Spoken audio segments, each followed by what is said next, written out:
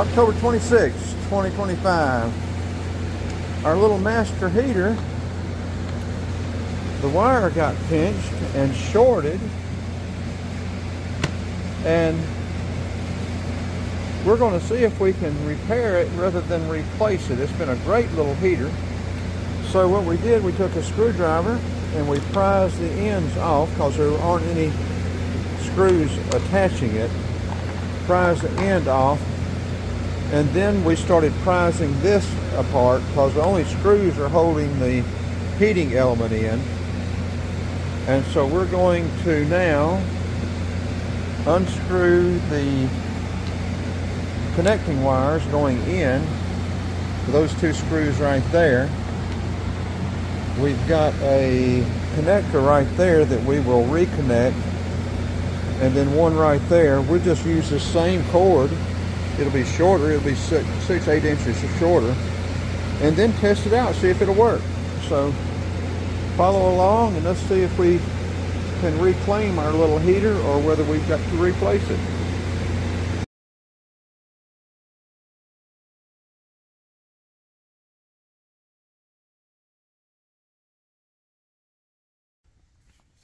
Okay, we've got it apart. We've used a flathead screwdriver to pry it apart since there are no screws holding it together. We used just to pry the ends off.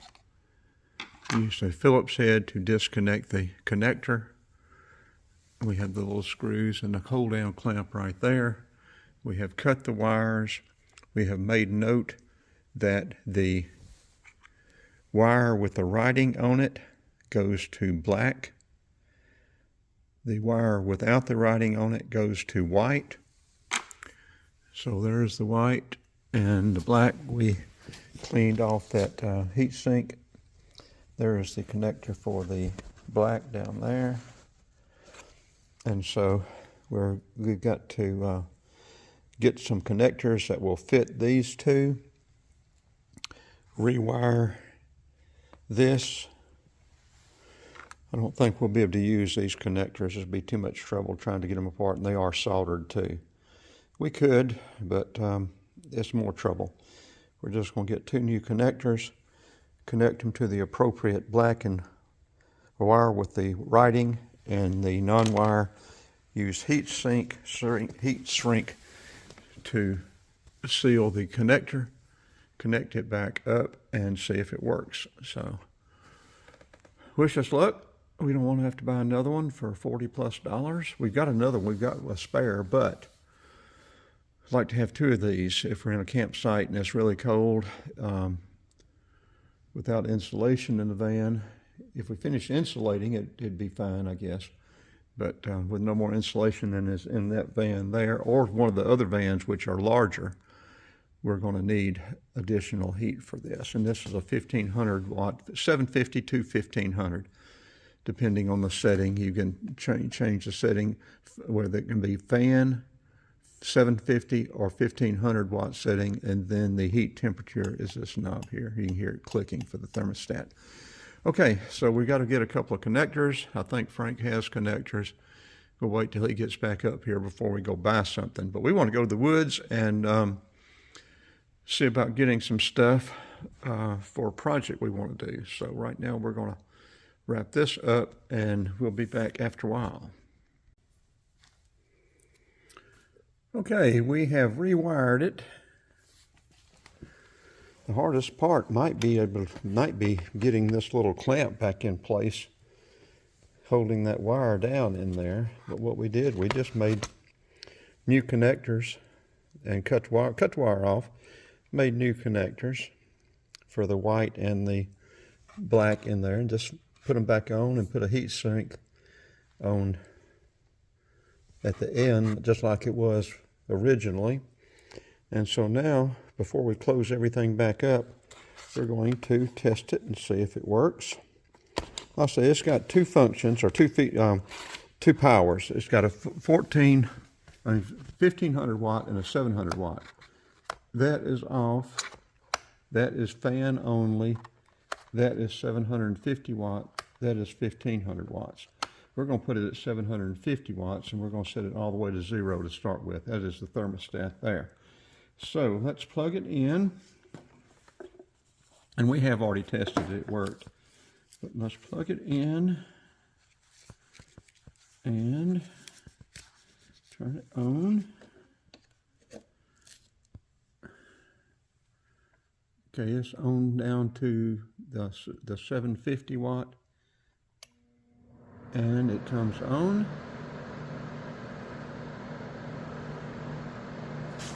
The light, yeah, the light's on. I'm going to say the light's usually on, but the light's on. It is heating, doing just right. That's the 750. That is the 1500, the higher power. We have used the 1500, but usually the 700 works fine.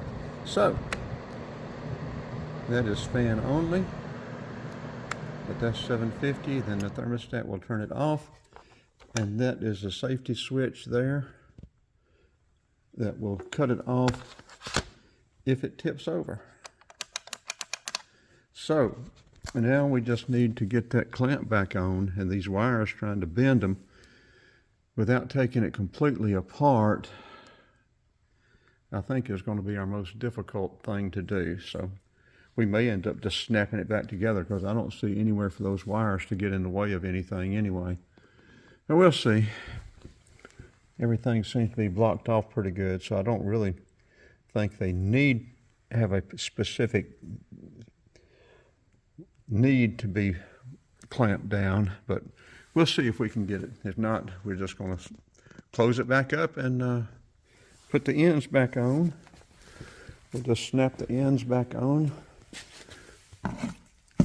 and it'll wrap it up. Like I said, we used a flathead, side cutter, a Phillips head, and a pair of needle nose, which Frank came and got, and he's used them over there working on his seats for his El Camino. So there we go.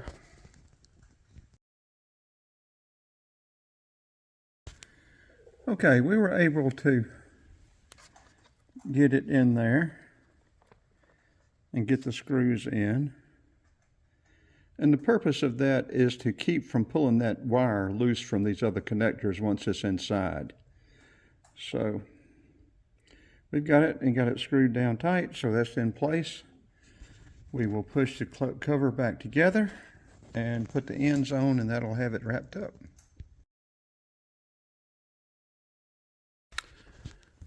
Okay, we've got the ends back on, tight and secure. We've got it still have it plugged in. Let's make sure it is still working.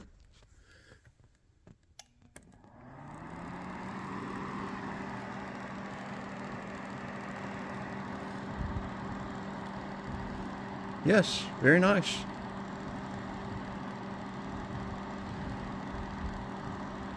I think the last one we bought, we got Vicky 2 of them, one for her well house and one for a crawl space underneath her utility room, and I've got 2. I wanted one as a spare.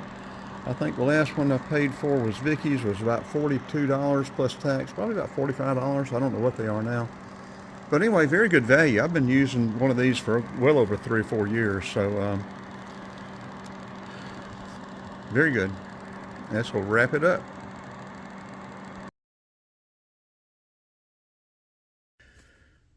Side note, I meant to tell you about this and forgot to. My little phone, it's been swollen up, so I figured it was a battery. So I took it in today, the phone repair shop over in the Walmart on the west side of Athens, not the east side of Athens. They have one over there too. But he replaced the battery today, $129 with tax, $140. And so, yeah, we'll go ahead and proceed. It updated to 45, now it's updating to 46. But yeah, it's working. I've got some very good pictures on here that I'm going to be using, so I didn't want to lose the pictures. I didn't really want to pay that much for it, but still, I replaced the battery, have a new battery in it. It seems to be as good as new. I need another case. The case is bowed out a little bit from from the battery. We'll get another case for it. And we've got this little S22 we have gotten to where we are using phones more so than our cameras, more than the Osmos or GoPros or the Insta360 to upload. It's so much easier to edit and upload from the phones, and it doesn't count against the gigabytes on our hotspot. Now, this Google Pixel 9 Pro Plus is the most aggravating to try to edit anything with in photos. I use aftermarket software rather than the Google Pixel software in it. But I wish this had more memory. It's only got 128 gigabyte memory. The Google Pixel has 256.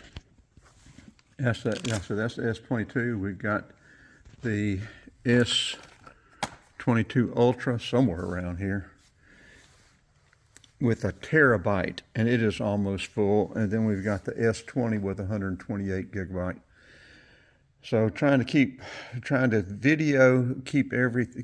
the things charged up and uploading, because uploading and charging at the same time gets the phones hot. But anyway, we've got 4 phones to work with to try to upload and keep video going. And we've got reclaimed our S22, which I'm very happy for. So this will wrap it up now. Oh, folks, silly me. I'm using the S22 Ultra to do this video, and the S20 is up in the other van. We're about to go get us something to eat. It's 5:30 here in the shop. Shop cat has been playing with this piece of rubber hose. She's been chasing it around, acting as if it might be a little mouse. I don't know where she is right now, but she's doing her thing wherever it is.